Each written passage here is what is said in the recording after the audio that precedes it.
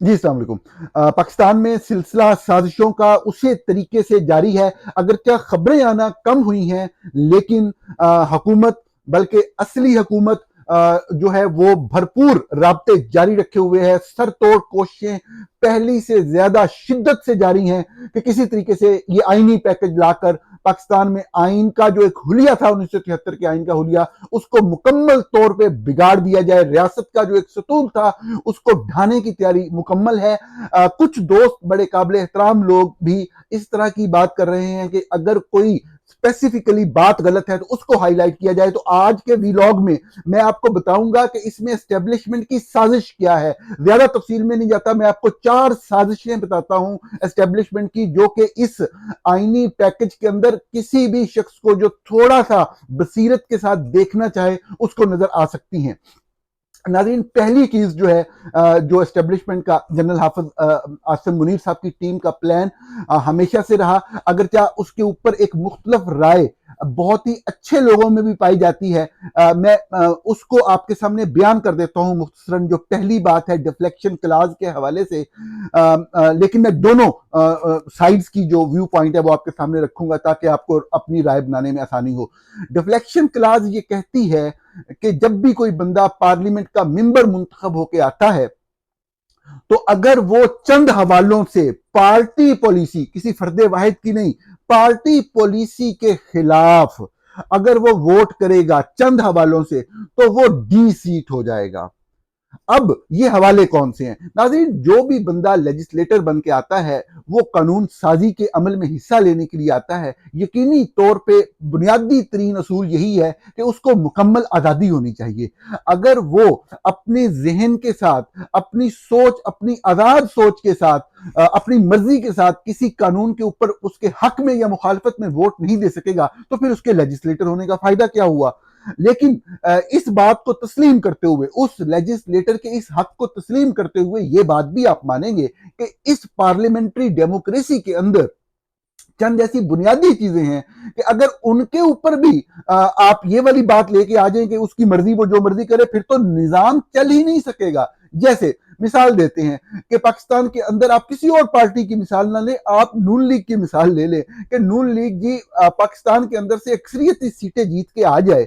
लोग, ऐसे लोग जिनको कोई जानता ही ना हो, और वो लोग एक पार्टी का टिकट लेके, चाहे पीपीपी हो, पीटीआई हो, नून लीग हो, वो इलेक्शन लड़े और उस पार्टी की वजह से इलेक्शन जीत जाएं, और जिस दिन वो असेंबली में आए और प्राइम मिनिस्टर का इलेक्शन हो रहा हो तो वो कहे जी मैंने तो इसको वोट नहीं देता, मुझे तो पसंद नहीं है, मैं तो आजाद शहरी हूं, मेरी तो आजाद राय है और मेरी मर्जी में जिसको मर्जी वोट दूं। तो ये चीज नहीं हो सकती। अगर आप इस बात पे आ जाएंगे तो बड़ी मज़ाक़ खेज बात होगी। आप निजाम को फिर चलने ही नहीं देना चाहते, इसका मतलब ये है।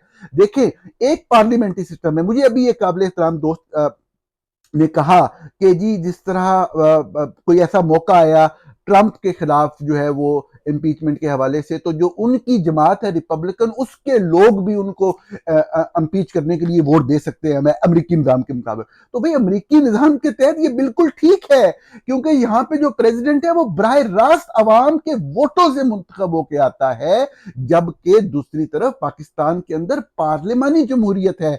वहां लोग नुमाइंदे मुंतखब करते हैं और वो नुमाइंदे मिलके एक शख्स को प्राइम मिनिस्टर बनाते हैं। तो अगर ऐसे निजाम के अंदर, पार्लियामेंट्री निजाम के अंदर, आप जहां पे कानून साजी में किसी भी मेंबर को पूरी आजादी दे रहे हैं, उसको अगर ये आजादी दे दें कि वो 2-3 हवालों से प्राइम मिनिस्टर के इंतखाब, vote of confidence, vote of no confidence, या आईनी तरमीम के अंदर जब वोटिंग हो रही हो तो उस वक्त भी वो पार्लियामेंट्री पार्टी के डिसीजन के खिलाफ वोट करे, तो फिर निजाम नहीं चल सकता। बड़ी सादा सी बात है।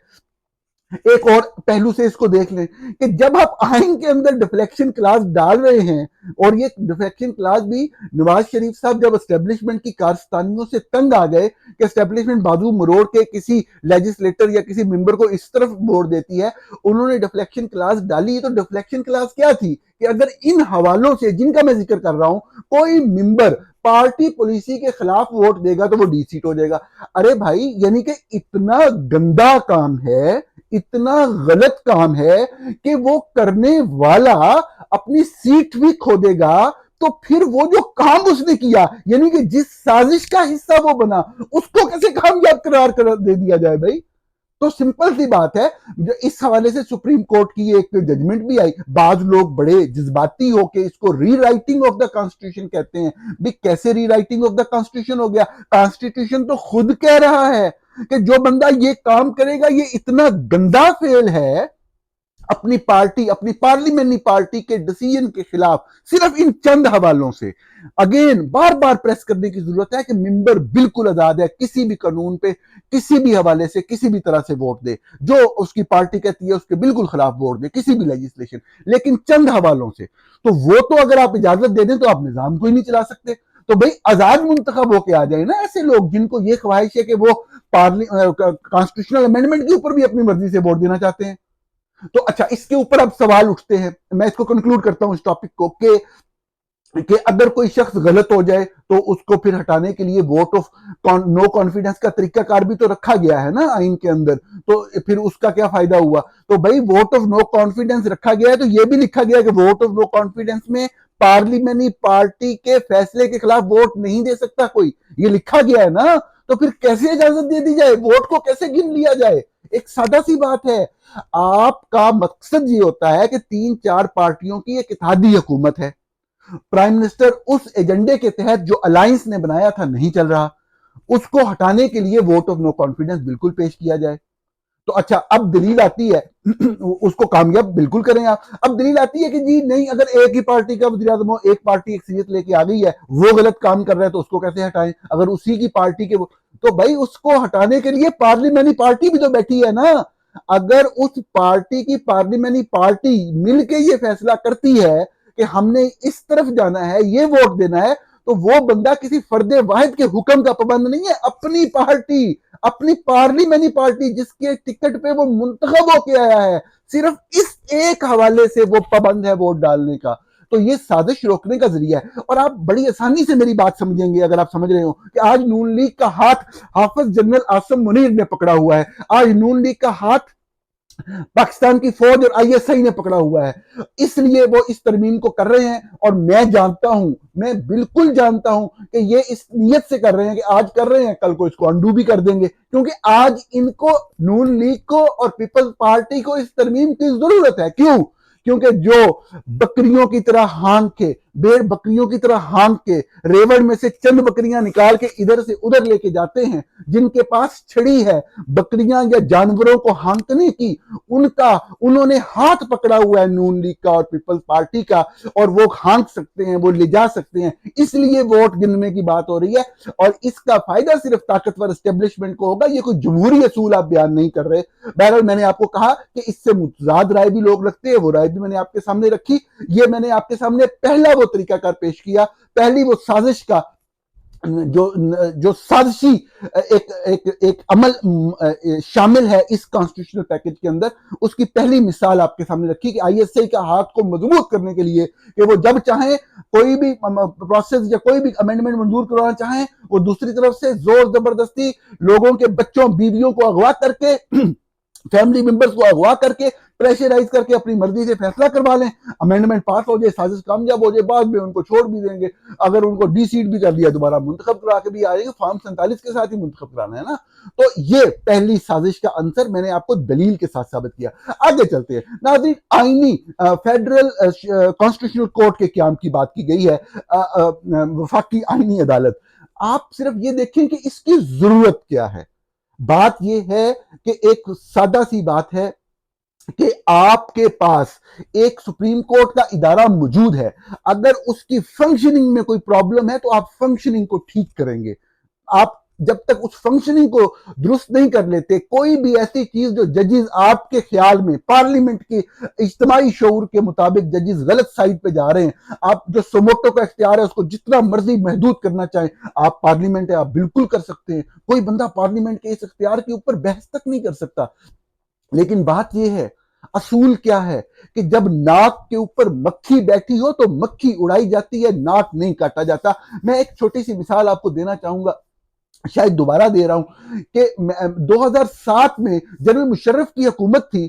میں نے ایک خبر کی، ایک ادارہ پاکستان میں قائم تھا، آج کل بھی قائم ہے، اس کا نام ہے NCHD، national commission for human development. اس کے بہت سے کام تھے. ایک بنیادی کام یہ تھا کہ یہ پڑھے لکھے نوجوانوں کو بھرتی کر کے ان کو مختلف ولیجز، گاؤں میں بھیجتے تھے، اور یہ کہتے تھے کہ آپ اس گاؤں کے اندر سے بچوں کو تلاش کریں، گھروں کے اندر سے جو سکول نہیں جاتے، ان کو قائل کریں، اور پھر کسی ایک جگہ پہ سکول سے جائیں اور ان کو پڑھانے لگ جائیں. اور ان بچوں کو جن کو ماسٹرز پاس بچوں کو بھرتی کیا گیا، ان کو اچھی خاصی تنخواہیں بھی دی گئیں. بات یہ ہے کہ ایجوکیشن کا ایک باقاعدہ سسٹم قائم تھا.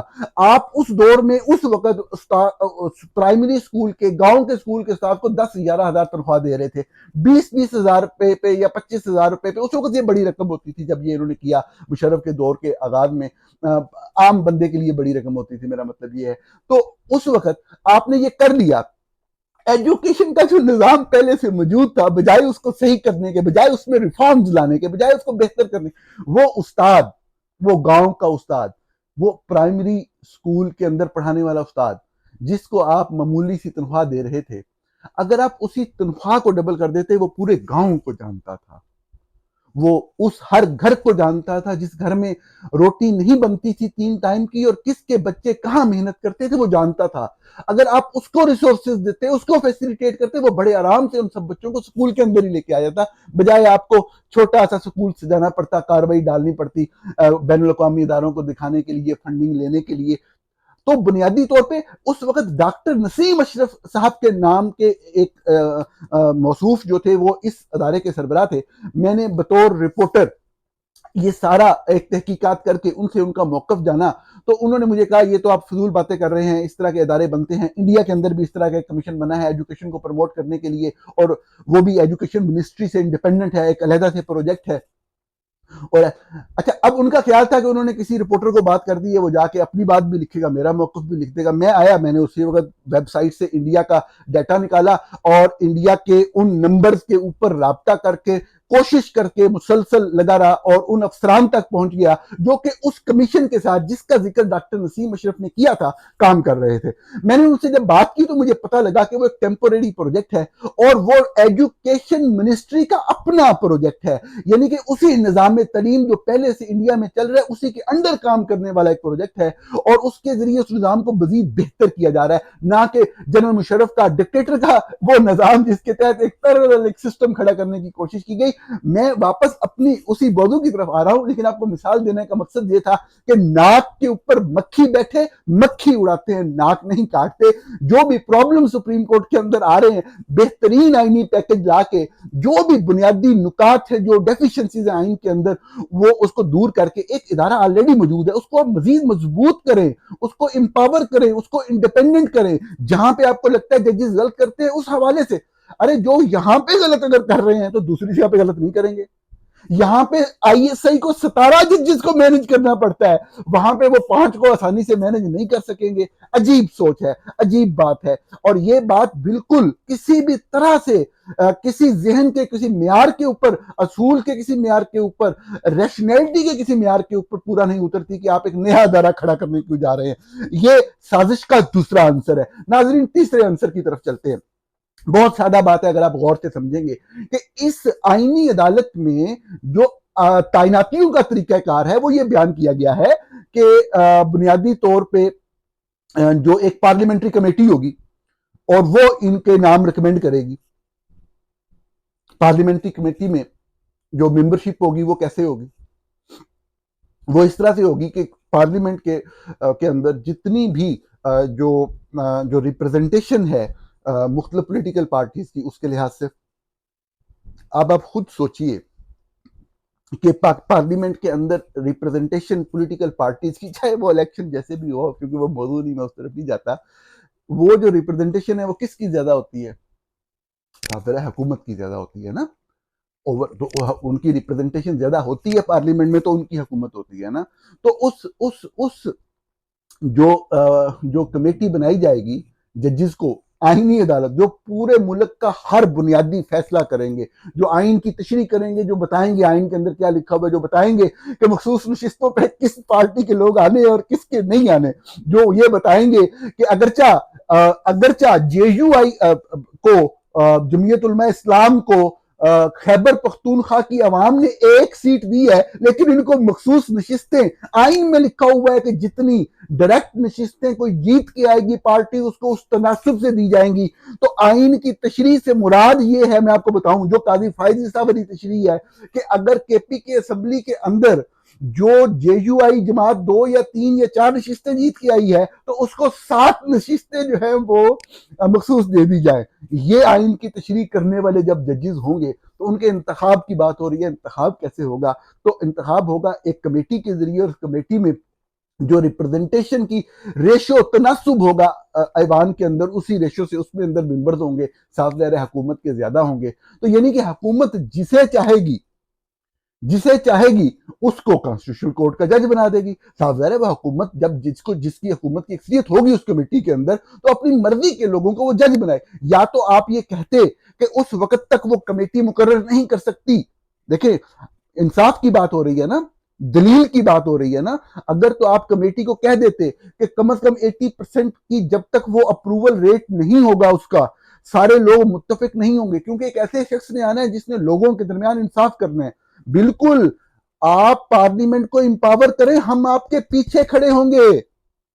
ہم نے پوری زندگیاں صرف کی ہیں پارلیمنٹ کی سوورینٹی کے لیے لڑتے ہوئے، آپ کی طرح مفاد پرستی کی سیاست نہیں کی۔ صحافت کے اندر اس بنیادی اصول کو ہمیشہ مد نظر رکھا ہے، لیکن اگر آپ بددیانتی کریں گے تو آپ کو روکا جائے گا۔ آپ یہ چیز ڈالیں آئین کے اندر، اگر آپ بنا ہی رہے ہیں، آپ کو تو چاہیے کہ آپ جو سپریم کورٹ کے ججز ہیں ان کی تعیناتی کا یہ طریقہ کار کریں کہ پارلیمنٹ منتخب کریں، ہم آپ کے ساتھ کھڑے ہوں گے، لیکن کوئی اس کا اصول ضابطہ ایسا تو ہو کہ جس کے اندر یہ نظر نہ آئے کہ پھر نواز شریف جیسے لوگ، ثاقب نثار جیسے جج لے کے آ جائیں گے، ساری بات کا، ساری دلیل کا خلاصہ یہ ایک لائن ہے۔ تو یہ آپ کر رہے ہیں، یہ سازش ہے، یہ تیسری سازش تھی۔ ناظرین چوتھی سازش کی طرف چلتے ہیں۔ آپ نے دیکھا کہ الیکشن کمیشن آف پاکستان کے حوالے سے یہ شک ڈالی گئی کہ جب تک نئے لوگ منتخب نہیں ہوں گے تو جو پہلے والے ہیں وہ کنٹینیو کریں گے، یعنی کہ ایک کنٹینیوٹی چاہتے ہیں کہ جب ایک طرف محترم چھوٹے بھائی صاحب بیٹھے ہوں، وہ تو بیٹھنا نہ بیٹھنا ان کا ایک برابر ہے، کوئی رول نہیں ہے، تو 3 لوگ جو ہیں وہ پورا سسٹم چلائیں، جمہوریت کا چہرہ ہو۔ ایک طرف جنرل حافظ عاصم منیر صاحب بیٹھے ہوں، ایک طرف راجہ سکندر سلطان راجہ صاحب بیٹھے ہوں، اور ایک طرف قاضی فائز عیسیٰ بیٹھے ہوں، اور بلے بلے ہیں۔ تو یہ والی جو سکیم ہے اس کے اندر انہوں نے کنٹینیو کرنے کے لیے یہ کر دیا کہ جی جب تک نیا نہیں آئے گا۔ اب دیکھیں اس کے اندر کیا بات ہے، میں دلیل سے آپ کو بات کروں گا، آپ میرے سے ڈس ایگری کر سکتے ہیں۔ اس میں جو ان کی بدنیتی وہ یہی ہے کہ یہ اتفاق نہیں کریں گے اپوزیشن کے ساتھ، کسی بندے پہ اتفاق نہیں ہوگا، نیا بندہ اپوائنٹ نہیں ہوگا، چلتا رہے گا۔ آئین کے اندر حل دیا جاتا ہے، میں مثال دے دیتا ہوں آپ کو حل سے کیا مراد ہے نا، جہاں سسٹم کو ضرورت ہوتی ہے وہاں پہ حل رکھ بھی لیتے ہیں۔ آپ کو پتا ہوگا کہ جب کیئر ٹیکر چیف منسٹر یا کیئر ٹیکر پرائم منسٹر منتخب ہونا ہوتا ہے تو کیئر ٹیکر پرائم منسٹر کے انتخاب کا ایک طریقہ آئین بیان کرتا ہے نا، ایک پارلیمنٹری کمیٹی ہے، ایک پروسیس ہے، وہ ڈسکشن ہوتی ہے، پریزیڈنٹ اور پرائم منسٹر اور لیڈر آف اپوزیشن سے بات شروع ہوتی ہے ان کی مشاورت سے، وہ ایگری کرتے ہیں ٹھیک ہے، نہیں تو پارلیمنٹری کمیٹی میں جاتا ہے معاملہ۔ وہ اس کا جو بھی پروسیس ہے وہ آئین میں ڈیٹیل دی ہوئی ہے، وہ میرا موضوع نہیں، میں اس کی ڈیٹیل میں نہیں جاؤں گا، صرف اتنا بتاؤں گا کہ جب اتفاق رائے نہ ہو سکے تو اس کا حل لکھ دیا آئین میں۔ اور وہ حل کیا ہے؟ اور وہ حل یہ ہے کہ آپ اس کو لے کے چلے جاتے ہیں الیکشن کمیشن آف پاکستان کے پاس، جس کے ٹوٹل 5 ممبر ہوتے ہیں، وہ 3-2 یا 4-1 یا 5-0 کی اکثریت سے کسی ایک ممبر کو جو ہے وہ کر دیتے ہیں، سسٹم چلتا رہتا ہے، ایک منتخب ہو جاتا ہے۔ تو اگر آپ میں بدنیتی نہ ہوتی، اگر آئی ایس آئی کی سازش اس کانسٹیٹیوشنل پیکج کے پیچھے نہ ہوتی، تو الیکشن کمیشن کے ممبران کی تعیناتی کے طریقے کو فائنلائز کرنے کا حل لکھا جاتا، نہ کہ راجہ سکندر سلطان کی کنٹینیویشن کا فارمولا لکھا جاتا۔ یہ سازش ہے، یہ میں عرض کر رہا ہوں، یہ سازش ہوتی ہے پیچھے۔ اس کے علاوہ آپ دیکھ لیں بہت ساری چیزیں، جس طرح وہ سپریم جوڈیشل کونسل جو ججز کا مس کنڈکٹ اس کے اوپر فیصلہ کرتی ہے، اس کے 5 ممبر تھے، اب 6 کر دیے ہیں۔ 6 ممبر ایون تعداد کیسے ہو سکتی ہے؟ اگر 3-3 کا فیصلہ ہو گیا تو کیسے معاملہ آگے چلے گا؟ صاحب ذرا پہلے 5 ممبر تھے نا، chief justice of Pakistan, senior most 2 ججز، اور ادھر سے جو ہے وہ ہائی کورٹ کے 2 سینئر چیف جسٹس، ابھی وہ فیڈرل والا ڈالنے کے لیے اس کی حیت ایسے کر دی ہے 6 ہو گئے، تو اگر 3 ہو گیا تو پھر کیا ہوگا، پھر سپریم کورٹ میں آئے گا، پتہ نہیں کیا کر رہے ہیں۔ بنیادی طور پہ ایک سازش تھی سسٹم کے خلاف، جو کہ ٹلی بالکل نہیں ہے، پوری طرح مذمم، ہر طرح کی فورس، اور بالکل جو بھی لوگ آپ کو بتا رہے ہیں غلط بتا رہے ہیں، بالکل میں آپ کو بتا رہا ہوں یہی خبر ہے، اور پوری طرح سے بلڈوز کیا جائے گا۔ دیکھیں سیاست میں کچھ بھی ممکن ہوتا ہے، کوئی بہت بڑی انہونی ہو جائے وہ الگ بات ہے، لیکن فوج اور آئی ایس آئی مکمل طور پہ کوئی مولانا آئے نہ آئے اس پورے سسٹم کو اپنے اس شکنجے میں لینے کے لیے، اس ترمیم کی تیاری کے لیے مکمل طور پہ تیار بیٹھے ہوئے ہیں۔ چند چیزوں کا بس انتظار ہے اور یہ لوگ کر کے رہیں گے، اور خدا کرے سینٹی پریویل کرے۔ خبر اپنی جگہ پہ، ایک بندہ جو ایک تجزیہ یا ایک پاکستان کی بہتری کے لیے بات کر سکتا ہے وہ یہی کہ کسی بھی طریقے سے شاید تمام پولیٹیکل فورسز مل کے بیٹھیں، یہ سمجھیں کہ سسٹم کے اصل دشمن کون ہیں، اس سسٹم کے اصل مخالف کون ہیں، پاکستان توڑنے والے کون ہیں، پاکستان کو آگے لے کے جانا ہے تو کس طریقے سے ہم نے متحد ہونا ہے، کس طریقے سے آئین کے تحت چلنا ہے، کس طریقے سے ہر کسی نے اپنا کام کرنا ہے، کس طریقے سے سازشیں نہیں کرنی، ادارے بنانے ہیں، اداروں نے جو کام ان کا ہے وہی کرنا ہے، اور یقینی طور پہ یہی پاکستان کے آگے چلنے کا بھائی رہتا ہے۔ ناظرین، پروگرام دیکھنے کا بہت شکریہ، آپ سے کل دوبارہ پھر ملاقات ہوگی۔